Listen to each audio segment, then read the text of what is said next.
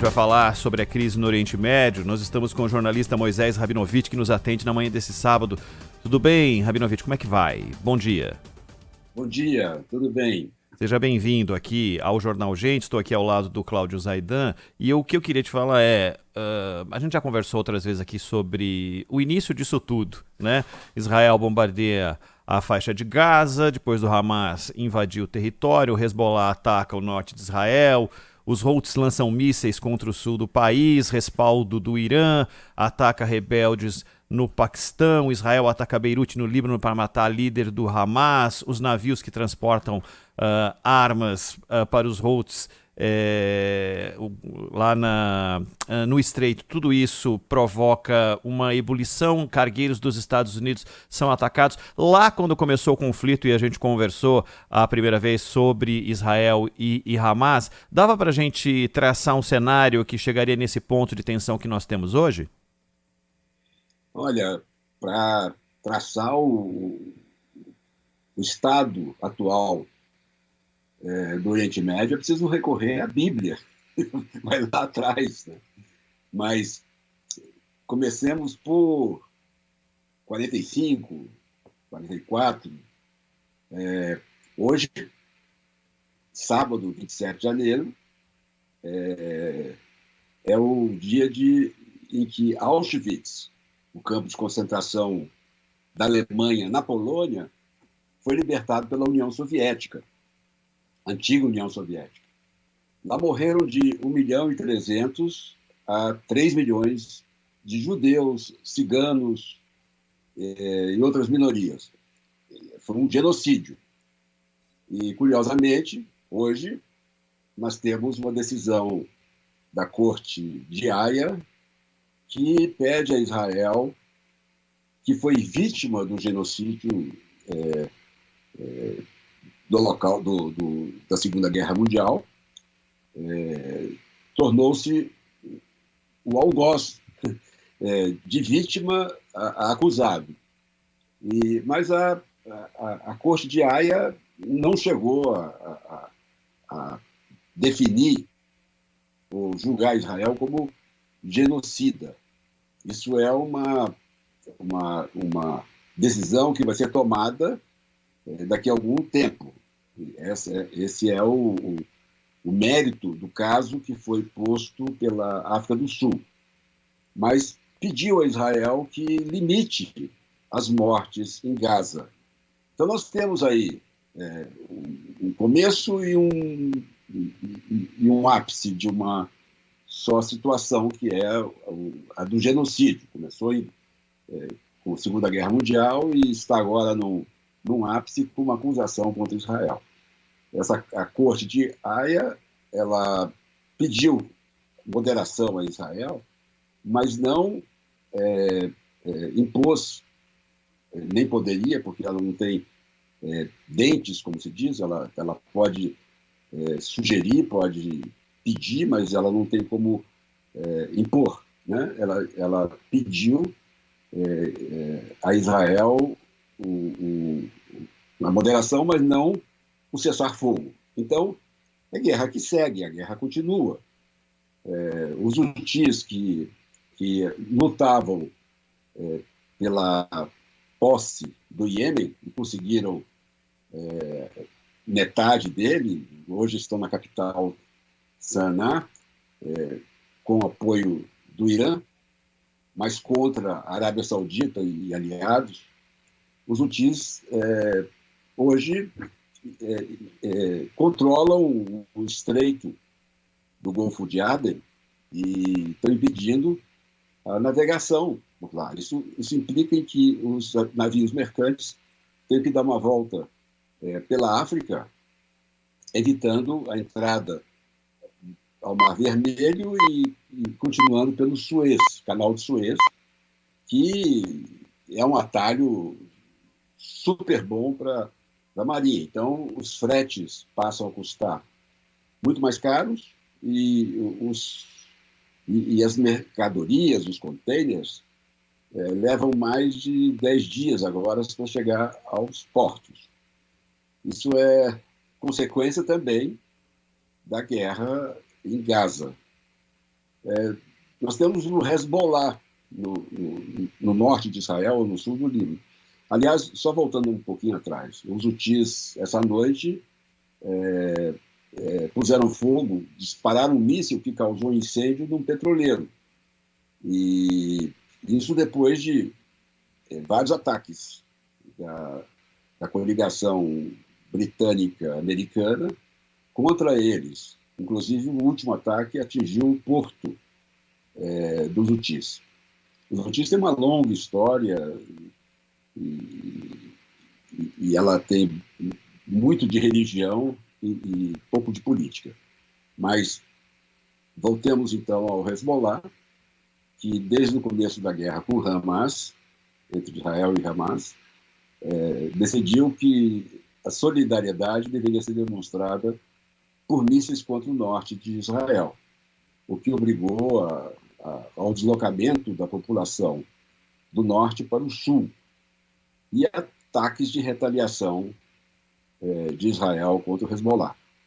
É preciso lembrar que o Oriente Médio vive a lei da força, né? A lei do mais forte. Desde sempre, desde a Babilônia, vigiu ali a lei do talião, que dispunha que a vingança seria um dente por um dente, um olho por um olho. Hoje, no Oriente Médio, são 100 olhos por um olho e a dentadura toda por um dente. E é isso que está acontecendo. O Irã começou a disparar contra os vizinhos, ele que é responsável pelo Hutis, pelo Hamas e pelo Hezbollah. Os Estados Unidos estão cada vez mais envolvidos no conflito, mandaram para lá 2 porta-aviões, e agora eles estão sendo provocados diariamente pelos Hutis, e dentro do Iraque e da Síria, onde eles têm uma força militar, há ataques praticamente diários de drones. Isso no momento em que o presidente Joe Biden, dos Estados Unidos, começa a se preparar para a reeleição.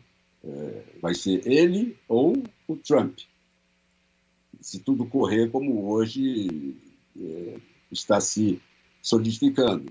Trump já ganhou 2 primárias, gostaria de já se desfazer da concorrente, Nikki Haley, mas ela continua e ele, então, tem que continuar vencendo. Mas ele dá um passo para frente e 3 para trás na justiça americana, e ele tem vários processos ainda a responder. Essas guerras, e agora eu falo também da Ucrânia, agitam toda a região além do Oriente Médio. As 2 guerras que estão em curso hoje foram iniciadas sem uma motivação clara. A Rússia invadiu a Ucrânia não pediu a guerra, não a provocou, e Israel foi atacado pelo Hamas, de repente, no momento em que festejava um feriado religioso e que havia um festival de música num kibbutz ao norte de Gaza, chamado Reim, onde eu morei, inclusive, uma vez, há muitos anos atrás. E Israel retaliou. Retaliação vem de talião, é derivado. Então, voltamos aí, completamos aí outro ciclo. É isso. Esse é o panorama em que nos encontramos agora. Israel ficou injuriado. Israel pode ser feminino ou masculino, e eu às vezes a trato como feminino, mas ficou injuriado de ser condenado, de ser tratado como genocida, no dia em que comemora, ou que rememora, o genocídio de que foi vítima e que deu origem ao crime de genocídio. Então, estamos assim. Zaidan. Rabinovich, é Sim, claro, a decisão da Corte de Haia, ela tem ambiguidades, porque a Corte não ratificou, não confirmou a denúncia da África do Sul de que há um genocídio em curso, mas ao mesmo tempo não rechaçou inteiramente essa possibilidade. Tanto que nas exigências apresentadas a Israel está, por exemplo, Israel deve tomar medidas para prevenir e punir o incitamento direto ao genocídio na faixa de Gaza. Ou seja, qualquer ação, seja de extermínio, seja de expulsão dos árabes da faixa de Gaza. E você sabe, claro, muito bem, hoje nenhum grupo político em Israel tem condições de conseguir 60 cadeiras, 61 cadeiras no parlamento. Então são aquelas coalizões, colchas de retalho. O governo anterior, inclusive os próprios árabes, né, reunidos naquela coalizão dos partidos árabes, tiveram uma participação no governo anterior, do Lapid, etc. E agora o governo Netanyahu tem, como quase sempre acontece, esses grupos são fundamentais para que se forme maioria, né? Tem partidos religiosos, partidos nacionalistas, partidos moderados, aquela colcha de retalhos para você ter pelo menos 61 votos no parlamento, claro. Agora, não é novidade que, vez ou outra, alguém dentro do governo, não é uma voz isolada na sociedade, dentro do governo, alguém levanta a ideia de que os árabes sejam removidos da faixa de Gaza, os palestinos. O Egito, inclusive, teve de responder dizendo que não concorda com isso, não quer transformar o Sinai num grande acampamento. Ao mesmo tempo, há aqueles que, ainda que com palavras indiretas, alimentam a ideia de uma resposta que alcance indiscriminadamente o Hamas e a população. Isso não significa que seja essa a posição do governo Netanyahu, mas há sempre vozes que se levantam nessa direção. E aí vem a Corte Internacional e diz: olha, é preciso punir incitamento direto ao genocídio na faixa de Gaza. Essas vozes que se levantam, vez ou outra, propondo esse tipo de coisa, não exatamente um extermínio, mas uma remoção, e inclusive a retomada de Gaza por Israel, elas são de fato isoladas, elas representam segmentos importantes da sociedade israelense. Como é que você vê esse tipo de pronunciamento que é feito vez ou outra, Rabinovich? Zaidan, prazer falar com você. Prazer é meu.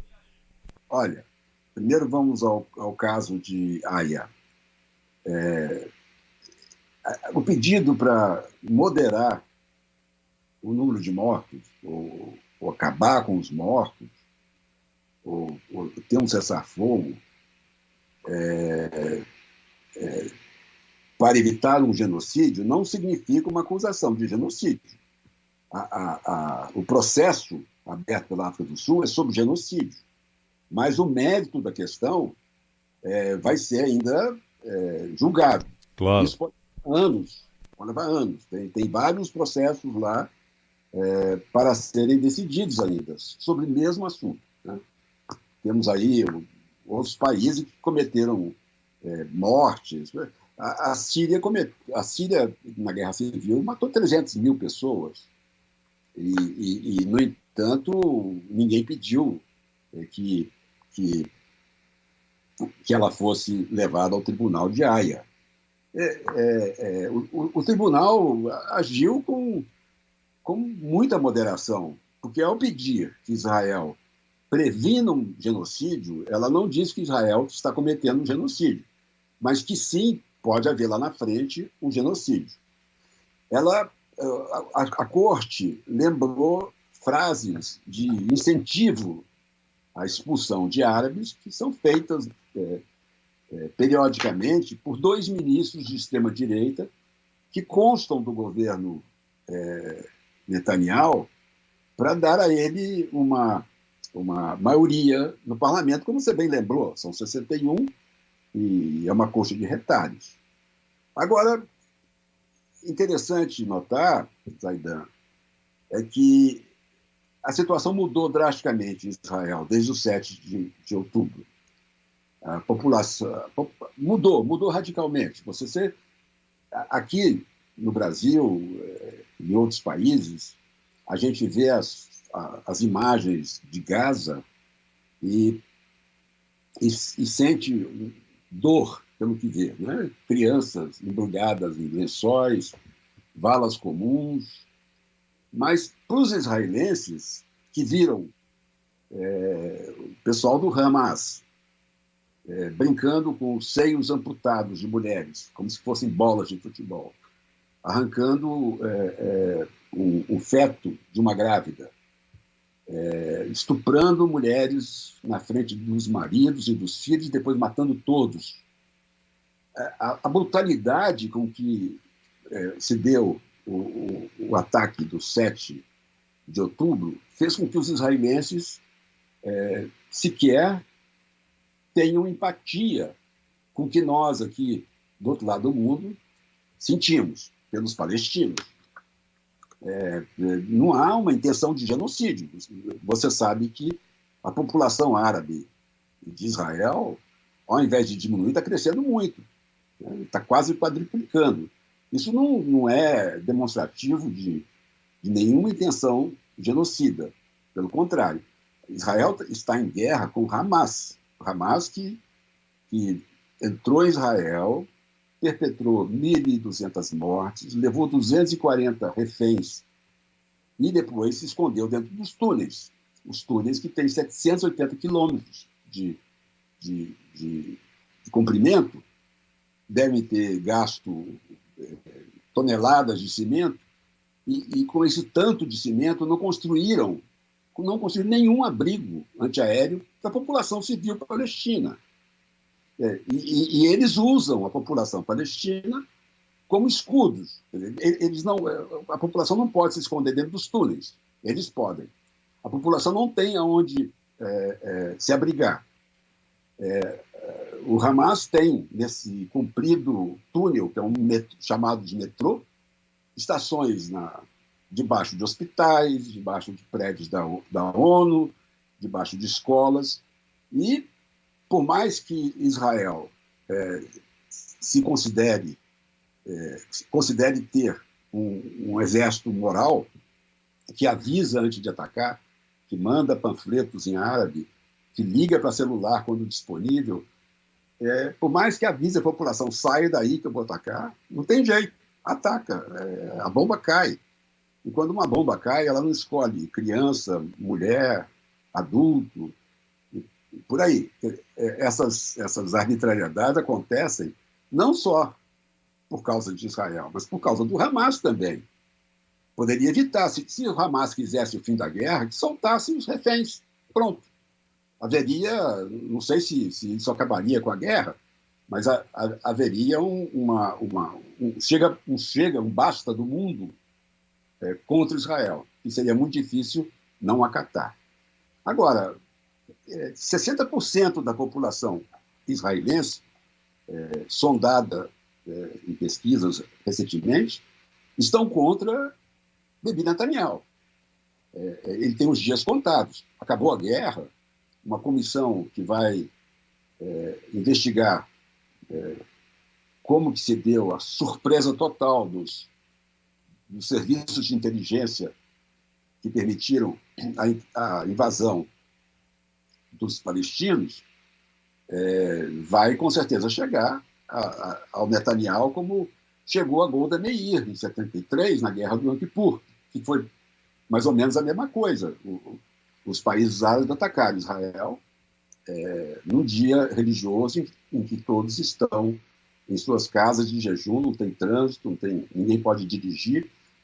Desculpe. Nesse dia, houve a surpresa da guerra. Então, eu acho, respondendo a sua questão, que Netanyahu está acabado.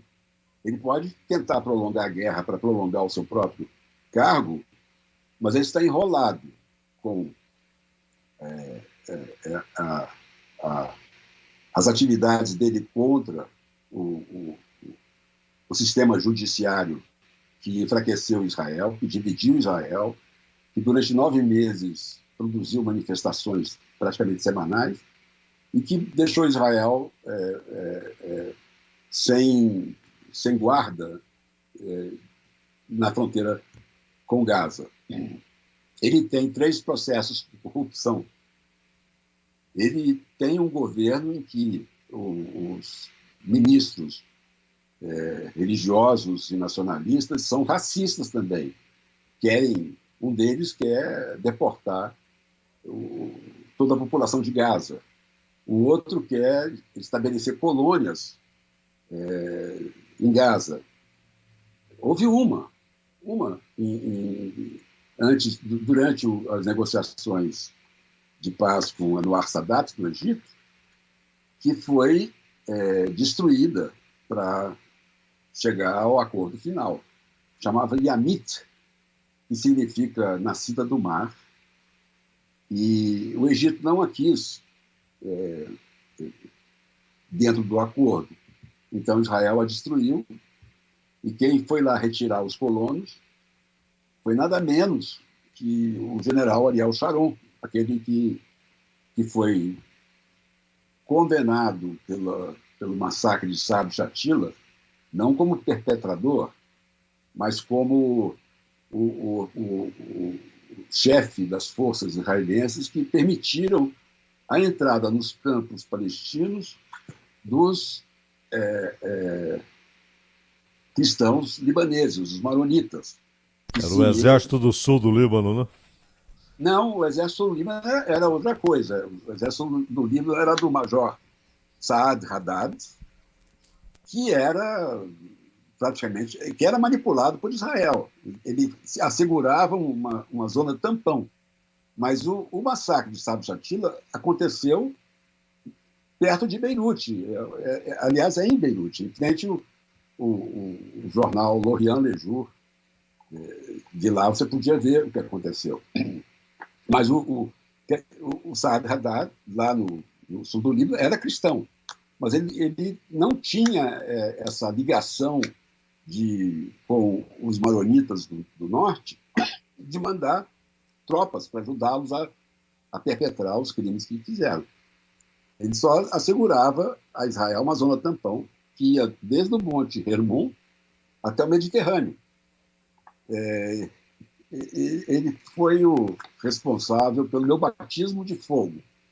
Eu o entrevistava uma vez numa cidadezinha do sul do Líbano, quando ele me empurrou para baixo de um laranjal, e eu não sabia o que estava acontecendo, mas logo depois eu percebi a aviação israelense passando e bombardeando um castelo chamado Château de Bonfort, que é uma construção muito antiga, que era usada pela OLP, nessa época era a OLP, para bombardear Israel. Então, eu ali foi meu encontro com as ensurdecedoras bombas despejadas por aviões israelenses. Então, Zaidan, isso é o Oriente Médio. Isso é uma situação que existe. Eu vou lhe contar uma pequena história. Eu fui uma vez entrevistar o prefeito de Nablus. Ele tinha sido vítima de um atentado terrorista judeu. Ele tinha perdido os braços e as pernas. E eu o encontrei numa cadeira de rodas. No fim da entrevista, ele falou para mim, olha, me empurra até ali. Eu empurrei, era o quintal da casa dele. Ele, então, começou a apontar. Olha, ali está enterrado meu pai, mas ali meu bisavô, ali o tetravô. Essa terra me pertence, toda a minha geração está aqui. Eu não tive palavras, eu concordei com ele. Mas repórter tem que ouvir sempre os dois lados. Então eu saí de lá e fui no quartel-general da ocupação israelense, lá mesmo em Nablus. Esse prefeito chamava Bassam Shaka. Fui lá e procurei o porta-voz e contei para ele, Bassam Shaka me mostrou toda a descendência dele enterrada no quintal. E, com razão, disse: essa terra me pertence. Aí esse porta-voz apontou mais além, um pouco mais além, a cidade de Hebrom. Na cidade de Hebrom está o túmulo de Abraão, que os árabes chamam de Ibrahim. E ele é o patriarca dos dois povos. Então, ele disse: mas ali está o nosso Abraão, bem mais antigo que a descendência de Bassam Shaka. E, na verdade, o patriarca para os dois povos, que seriam primos, né? Somos primos. E, infelizmente, os primos não se acertam. Isso vem de longe, isso vem nessa atual fase na história de Israel, a história atual de Israel. Começa em 48, com a partilha da Palestina, que não ocorreu, e continua hoje com a possibilidade de uma nova partilha, de um novo projeto de partilha, que é muito difícil de acontecer, porque imagina órfãos de Gaza, viúvas, vão estar lado a lado com Claro. os israelenses. Vai ser muito difícil. Eu vi isso acontecer com o Egito, mas com o Egito não havia essa frequente violação de direitos humanos, de mortandade, nada disso. A guerra era a guerra na fronteira. Então, eu fui para lá com Menachem Begin, que era o primeiro-ministro, andei pelas ruas sem problema, fui a uma sinagoga antiga do Cairo e acompanhei as negociações que acabaram devolvendo ao Egito o Sinai, Gaza, porque o Egito não quis Gaza, estava oferecido a ele. E isso prova que existiu um momento em que se poderia trocar pela paz os territórios conquistados por Israel em 67. Moshe Dayan, que foi um general dessa conquista, né, disse logo depois que acabou a Guerra dos 6 Dias que Israel deveria devolver todos os territórios. Mas aí seguiram-se, a partir de 77, governos de direita, que acabaram com uma tradição de governos de esquerda até 77. E de lá para cá, os governos que se sucederam colonizaram a Cisjordânia. Menachem Begin foi saudado como o anjo lá dos colonizadores. Então, hoje, existe uma população enorme de judeus nos territórios ocupados e para devolvê-los, não vai ser como Yamit no Sinai. Vai lá um pelotão do exército, retira todos à força. Não, agora é uma guerra civil, praticamente. Nós estamos numa situação quase que insolúvel. É preciso muita boa vontade por ambas as partes para se chegar a um acordo. Ô, Rabinovitch, só uma última questão. Você citou o túmulo de Abraão. O acordo Abraão, e particularmente as negociações entre Arábia Saudita e Israel, algo inédito, né? Que parecia inimaginável há pouco tempo, e as negociações vinham ocorrendo. Você acha que essa aproximação entre Arábia Saudita e Israel e os acordos Abraão, eles foram atingidos, inviabilizados depois do 7 de outubro, ou essas coisas continuarão percorrendo o seu curso e não serão interrompidas em razão dessa guerra? Olha, eu acho que a possibilidade de um acordo entre a Arábia Saudita e Israel foi um dos provocadores da invasão do Hamas. Pelo seguinte, as tratativas iam progredindo, mas não incluíam em nenhum momento os palestinos. Então, se ele fosse concluído, os palestinos ficariam marginalizados. houve uma comissão da Arábia Saudita que foi visitar a Palestina, digamos assim. Só que são dois interlocutores. O Hamas tem um, que é contra Israel, que é contra a existência de Israel, não quer nenhum acordo de paz, quer, na verdade, extinguir Israel. E tem um outro, que é da Autoridade Palestina, dirigida hoje por Mahmoud Abbas, que, sim, era a favor de dois estados, da solução dos dois estados. O Bibi Netanyahu, ele fortaleceu o Hamas justamente para diminuir a autoridade palestina. Ele não queria esse acordo, essa solução de dois estados. Então, quando a Arábia Saudita, que é o peso importantíssimo no mundo islâmico, resolveu engatar negociações com Israel e Estados Unidos, o Hamas reagiu. Não conseguiu dilapidar a possibilidade de um acordo. Ele continua existente hoje. Só que, para que continue, a Arábia Saudita exige um caminho concreto de paz com os palestinos. E isso os Estados Unidos e a Europa estão tentando promover. Primeiro, passando para a autoridade palestina a jurisdição dos palestinos de Gaza. Então, com isso, eles estão extinguindo o Hamas, que é considerado um grupo terrorista por várias nações no mundo inteiro. Só que Mahmoud Abbas não é um líder popular entre os palestinos, inclusive corrupto. E existem outros, mas ainda não acederam ao poder. Então, tem esse problema inicial. Mas os outros países que assinaram os acordos de Abrão ficaram.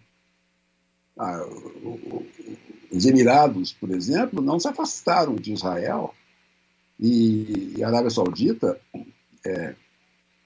tem repetido que se interessa muito pela normalização das relações com Israel, mas que é preciso um caminho de paz, uma solução para esse problema